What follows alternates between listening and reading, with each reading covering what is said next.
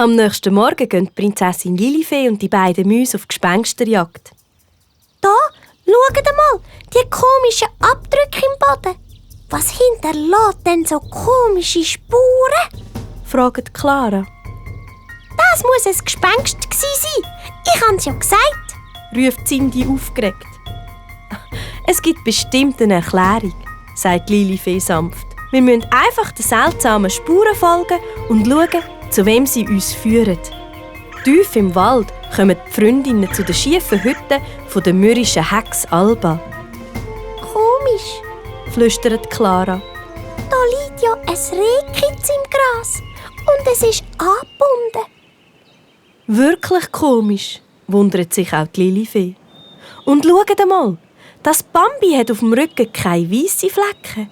Nein, es hat rote. So etwas habe ich noch nie gesehen. Langsam schleichen die Freunde durchs hohe Gras. Das kleine Reh schaut sie ängstlich an. «Du musst ja keine Angst haben, kleines Reh», sagt Lilifee beruhigend. «Aber ich bin ganz allein», schluchzt das Reh. Du vermissest deine Mami, gell? Piepst Clara. «Ja, sehr», hauchen die Kids und Clara streichelt, um es zu trösten. «Nicht!» flüstert Lilifee. «Du darfst das Bambi nie berühren, sonst erkennt seine Mutter nie mehr am Geruch.» Es braucht aber unsere Hilfe.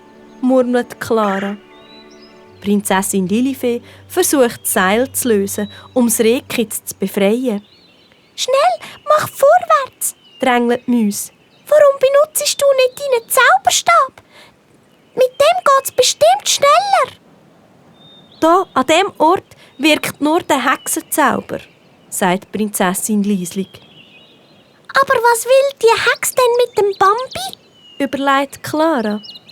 Bestimmt nichts Gutes, flüstert Cindy und schleicht zu der Alba ihrer Hütte. Neugierig beobachtet sie durch ein Fenster, wie die kleine Hex in ihrer seltsamen Küche sehr merkwürdige Sachen anstellt.